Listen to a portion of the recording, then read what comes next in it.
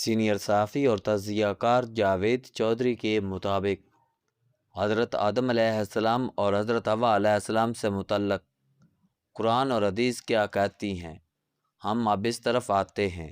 میں سب سے پہلے آپ کے سامنے قرآنی حوالہ جات رکھ رہا ہوں۔ قرآن مجید میں لفظ آدم 24 بار آیا ہے اور 7 مقامات پر حضرت آدم علیہ السلام کا واقعہ بیان ہوا ہے۔ اللہ تعالیٰ نے جب انسان کی تخلیق کا ارادہ فرمایا تو فرشتوں سے خطاب کرتے ہوئے فرمایا، بے شک میں زمین میں اپنا نائب خلیفہ بنانے والا ہوں۔ فرشتوں نے عرض کیا، کیا آپ زمین میں ایسی مخلوق بنائیں گے جو زمین میں فساد مچائے گی اور خون بہائے گی، اور ہم آپ کی تسبیح بیان کرتے ہیں، آپ کی تعریف کے ساتھ اور آپ کی بزرگی بیان کرتے ہیں۔ اللہ تعالیٰ نے فرمایا، بے شک میں خوب جانتا ہوں جو تم نہیں جانتے۔ پھر فرمایا، ہم نے انسان آدم کو خشک بجھتی ہوئی مٹی سے بنایا اور فرشتوں سے کہا، جب میں اسے پورا بنا چکوں اور اس میں اپنی روح پھونک دوں تو تم سب اس کے آگے سجدے میں گر جانا۔ اللہ تعالیٰ نے آدم علیہ السلام کو ساری چیزوں کے نام سکھائے، پھر انہی فرشتوں کے سامنے پیش کیا اور فرمایا، اگر تمہارا خیال صحیح ہے کہ خلیفہ بنانے سے زمین کا انتظام بگڑ جائے گا تو ذرا ان چیزوں کے نام بتاؤ۔ فرشتوں نے عرض کیا، ہم تو بس اتنا ہی علم رکھتے ہیں جتنا آپ نے ہم کو سکھایا ہے، حقیقت میں سب کچھ جاننے اور سمجھنے والا آپ کے سوا کوئی نہیں ہے۔ پھر اللہ تعالیٰ نے آدم علیہ السلام سے فرمایا، تم ان چیزوں کے نام بتاؤ۔ جب آدم علیہ السلام نے فرشتوں کو سب چیزوں کے نام بتا دیے تو اللہ رب العزت نے فرمایا، میں نے تم سے نہیں کہا تھا کہ میں آسمانوں اور زمینوں کی ساری حقیقتیں جانتا ہوں جو تمہیں معلوم نہیں ہیں؟ جو کچھ تم ظاہر کرتے ہو وہ بھی مجھے معلوم ہے، اور جو تم چھپاتے ہو اسے بھی میں جانتا ہوں۔ اور یاد کرو جب ہم نے فرشتوں سے فرمایا آدم کو سجدہ کرو تو سب نے سجدہ کیا سوائے ابلیس کے، وہ جنوں میں سے تھا، تو وہ اپنے رب کے حکم سے نکل گیا۔ تو اے لوگوں، کیا تم اسے اور اس کی اولاد کو میرے سوا دوست بناتے ہو، حالانکہ وہ تمہارے دشمن ہے؟ ظالموں کے لیے کیا ہی برا بدلہ ہے۔ پھر اللہ نے پوچھا، اے ابلیس، تجھے کیا ہوا کہ تو نے سجدہ کرنے والوں کے ساتھ سجدہ نہ کیا، حالانکہ میں نے اس بات کا حکم دیا ہے؟ اس نے کہا، میں اس سے بہتر ہوں، آپ نے مجھے آگ سے پیدا کیا اور اسے مٹی سے۔ شیطان نے جواب دیا، میرا یہ کام نہیں کہ میں اس بشر کو سجدہ کروں جیسے آپ نے سڑی ہوئی مٹی کے سوکھے ہوئے گارے سے پیدا کیا ہے۔ اللہ رب العزت نے فرمایا، تو اس لائق نہیں کہ تکبر کرے، پس یہاں سے نکل، تو مردود، اور روز جزا قیامت تک تجھ پر لعنت ہے۔ ابلیس نے کہا، اے میرے رب، یہ بات ہے تو مجھے اس دن تک مہلت دے دے جب سب انسان دوبارہ اٹھائے جائیں گے۔ اللہ تعالیٰ نے فرمایا، ٹھیک ہے، تجھے مہلت ہے۔ ابلیس نے کہا، جیسا کہ آپ نے مجھے گمراہ کیا، میں آدم اور اس کی اولاد کو بہکانے اور گمراہ کرنے کے لیے آپ کی سیدھی راہ پر تاک لگا کر بیٹھوں گا۔ پھر میں ان کے پاس، ان کے سامنے سے اور ان کے پیچھے سے اور ان کے دائیں طرف سے اور ان کے بائیں طرف سے آؤں گا، اور ان میں سے زیادہ تر انسانوں کو شکر گزار نہ رہنے دوں گا۔ فرمایا اللہ تعالیٰ نے، نکل جا یہاں سے، برے حال میں مردود ہو کر، جو کوئی ان میں سے تیری راہ پر چلے گا تو میں تم سب سے دوزخ کو بھر دوں گا۔ پھر فرمایا، اور اے آدم، تم اور تمہاری بیوی جنت میں رہو، کھاؤ جہاں سے چاہو اور اس درخت کے پاس نہ جانا ورنہ تم ہو جاؤ گے گنہگاروں میں سے۔ پھر بہکایا ان کو شیطان نے تاکہ کھول دے ان پر وہ چیز جو ان کی نظر سے پوشیدہ تھی، ان کی شرمگاہوں سے، اور بولا، تمہیں تمہارے رب نے اس لیے اس درخت سے روکا ہے کہ اس کو کھانے سے تم فرشتے بن جاؤ گے یا ہمیشہ زندہ رہنے والے ہو جاؤ گے۔ اور ان کے سامنے قسم کھائی کہ میں تمہارا دوست ہوں، پھر مائل کر لیا ان کو فریب سے۔ پھر جب چکھا ان دونوں نے درخت کو تو کھل گئیں ان پر شرمگاہیں، جنت کا لباس اتر گیا، اور وہ اپنے اوپر جنت کے پتے جوڑنے لگے۔ اور پکارا ان کو ان کے رب نے کہ کیا میں نے منع نہ کیا تھا تم کو اس درخت سے، اور کہہ دیا تھا تمہیں کہ شیطان تمہارا کھلا دشمن ہے۔ وہ دونوں حضرت آدم علیہ السلام اور حوا علیہ السلام بولے، اے رب ہمارے، ہم نے اپنی جانوں پر ظلم کیا، اور اگر آپ نے ہماری مغفرت نہ کی اور ہم پر رحم نہ کیا تو ہم ضرور تباہ ہو جائیں گے۔ اللہ تعالیٰ فرماتے ہیں، اور اس سے پہلے ہم نے تاکید کر دی تھی کہ آدم علیہ السلام کو، کہ پھر وہ بھول گئے اور ہم نے اس میں عزم نہ پایا، اور جب کہا ہم نے فرشتوں سے آدم علیہ السلام کو سجدہ کرو تو سب نے سجدہ کیا سوائے ابلیس کے۔ پس کہا ہم نے، اے آدم، یہ تیرا اور تیری بیوی کا دشمن ہے، سو تم کو جنت سے نکلوا نہ دے، پھر تم مصیبت میں پڑ جاؤ گے۔ بے شک جنت میں تو نہ تمہیں بھوک لگتی ہے اور نہ تم ننگے ہو جنت کے لباس میں ہو، اور نہ تمہیں پیاس لگتی ہے اور نہ دھوپ۔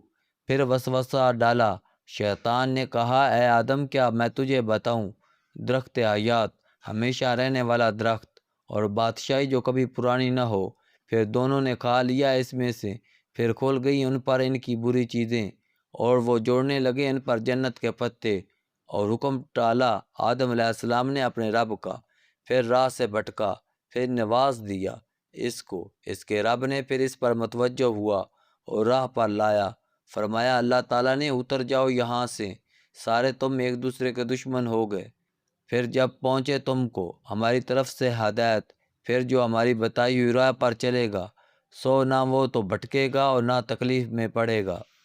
حوالہ جات: سورۃ البقرہ، سورۃ الحجر، سورۃ الکہف، سورۃ الاعراف، سورۃ الاسراء، سورۃ طٰہٰ۔ قرآن کریم میں اللہ تعالیٰ نے حضرت آدم علیہ السلام کے دونوں بیٹوں کا قصہ ان کا نام لیے بغیر قیامت تک آنے والی نسلوں کے لیے عبرت اور نصیحت کے طور پر پیش کیا۔ اللہ تعالیٰ نے اپنے نبی آخر الزماں صلی اللہ علیہ وآلہ وسلم کو مخاطب کرتے ہوئے فرمایا، اے محمد صلی اللہ علیہ وآلہ وسلم، آپ ان کو آدم کے دونوں بیٹوں کے حالات بالکل صحیح صحیح پڑھ کر سنا دیں۔ جب ان دونوں نے قربانی پیش کی تو ایک کی قربانی تو قبول ہو گئی اور دوسرے کی قبول نہیں ہوئی، تو وہ قابیل کہنے لگا کہ میں تجھے قتل کر دوں گا۔ اس حابیل نے کہا کہ اللہ پرہیزگاروں ہی کی نظر قربانی قبول فرمایا کرتا ہے۔ اگر تم مجھے قتل کرنے کے لیے مجھ پر ہاتھ چلائے گا تو میں تیرے قتل کی طرف ہرگز ہاتھ نہیں بڑھاؤں گا۔ مجھے تو اللہ رب العزت سے ڈر لگتا ہے۔ میں تو چاہتا ہوں کہ تو میرا گناہ اور اپنے گناہ دونوں اپنے سر پر رکھ لے، پھر دوزخیوں میں شامل ہو جا۔ ظالموں کا یہی بدلہ ہے۔ پس اس کے نفس نے اپنے بھائی کے قتل پر آمادہ کر دیا، اور اس نے اسے قتل کر ڈالا اور کسارہ اٹھانے والوں میں سے ہو گیا۔ میں نے گزشتہ کالم میں ذکر کیا تھا، حابیل اور قابیل ایک ہی لڑکی سے شادی کرنا چاہتے تھے۔ وہ ابتدائی زمانہ تھا۔ اس دور میں جب دو فریق میں اختلافات ہوتا تھا تو وہ اللہ کے حضور قربانی پیش کرتے تھے۔ جس کی قربانی قبول ہو جاتی تھی اس کے حق میں فیصلہ ہو جاتا تھا، اور جس کی بھیٹ قبول نہیں ہوتی تھی وہ اپنے دعوے سے پیچھے ہٹ جاتا تھا۔ یہ دونوں بھی اپنی اپنی قربانی لے کر اللہ کے دربار میں پیش ہو گئے۔ حابیل اپنے گلے کا سب سے اچھا جانور لے کر آیا، جبکہ قابیل نے فصل کا چھوٹا سا حصہ پیش کر دیا۔ اللہ نے حابیل کی قربانی قبول کر کے اس کے حق میں فیصلہ دے دیا۔ قابیل کو یہ فیصلہ منظور نہیں تھا۔ وہ حسد کی آگ میں جلنے لگا، اور اس نے ایک دن موقع پا کر اپنے بھائی حابیل کے سر میں پتھر مار کر اسے قتل کر دیا۔ میں آپ کو یہاں واضح کر دوں کہ قرآن کریم میں مذکورہ شادی کا کوئی تذکرہ ہے، نہ حضرت آدم علیہ السلام کے صاحبزادوں کے نام موجود ہیں، بلکہ ناموں کے بجائے آدم کے دو بیٹوں کا کہہ کر ذکر کیا گیا ہے۔ قابیل نے حضرت حابیل کو قتل کر دیا تو اس کے بعد اس کو سمجھ نہیں آ رہی تھی کہ وہ لاش کا کیا کرے، اور اس کا تذکرہ البتہ قرآن نے ضرور کیا ہے۔ سورۃ المائدہ میں اللہ تعالیٰ نے لاش کی تدفین کے بارے میں یوں بیان فرمایا۔ ترجمہ: اب اللہ نے ایک گواہ بھیجا جو زمین خریدنے لگا تاکہ اسے دکھائے کہ اپنے بھائی کی لاش کو کس طرح چھپائے۔ کہنے لگا، ہائے افسوس، کیا میں اس کوے کی مانند بھی نہ ہو سکا کہ اپنی بھائی کی لاش چھپا دیتا۔ سو وہ پاشمان ہونے والوں میں سے ہو گیا۔ اب میں آپ کے سامنے حضرت آدم علیہ السلام کے بارے میں چند ایسی روایات پیش کر رہا ہوں جن میں اس بات کا تذکرہ ہے کہ وہ کس دن پیدا کیے گئے، کب جنت میں داخل کیے گئے اور کب زمین پر اتارے گئے، کس مقام پر اتارے گئے۔ آپ یہ ملاحظہ کریں، امام مسلم اور ابو داؤد نے ابو ہریرہ رضی اللہ تعالیٰ عنہ سے نقل کیا ہے کہ نبی کریم نے فرمایا، سب سے بہترین دن جمعہ کا ہے، اس میں اللہ تعالیٰ نے آدم کو پیدا کیا، اسی دن وہ جنت میں داخل کیے گئے، اسی دن جنت سے نیچے اتارے گئے، اسی دن ان کا وصال ہوا اور اسی دن اس کی توبہ قبول ہوئی اور اسی دن قیامت قائم ہو گئی۔ یہی بات ابن عساکر نے ابن عباس رضی اللہ تعالیٰ عنہ سے بھی نقل کی ہے۔ زمین پر نزول کے بارے میں روایات میں یہ بات ہے کہ انہیں حضرت آدم علیہ السلام اور حضرت حوا علیہ السلام کو مختلف جگہوں پر اتار دیا گیا۔ آدم علیہ السلام کو سب سے پہلے ہند کی زمین پر اتارا گیا اور اللہ تعالیٰ نے اس کی آب و ہوا کو تر و تازہ بنایا۔ ابن سعد اور ابن عساکر نے ابن عباس رضی اللہ تعالیٰ عنہ سے نقل کیا ہے کہ آدم کو ہند میں اور حوا کو جدہ میں اتارا گیا، پھر وہ ہوا کی تلاش میں نکلے حتیٰ کہ مزدلفہ میں جمع ہوئے۔ حوا مزدلفہ میں آدم کے قریب ہوئیں، اسی لیے مزدلفہ کہلایا، اور دونوں یہاں جمع ہوئے، اس لیے اس کو جمع بھی کہا جاتا ہے۔ حضرت عبداللہ بن عباس فرماتے ہیں، حضرت آدم علیہ السلام کو ہند میں اور حضرت حوا کو جدہ میں اتارا گیا۔ حضرت آدم انہیں تلاش کرنے نکل گئے اور عرفات کے میدان میں ان دونوں کی ملاقات ہوئی۔ حضرت حق فرماتے ہیں، حضرت آدم اور حضرت حوا علیہ السلام جدائی کے بعد 9 ذی الحج کو عرفات کے مقام پر جمع ہوئے اور دونوں میں تعارف ہوا، اس لیے اس دن کا نام عرفہ اور مقام کا نام عرفات یعنی پہچاننے کی جگہ ہوا۔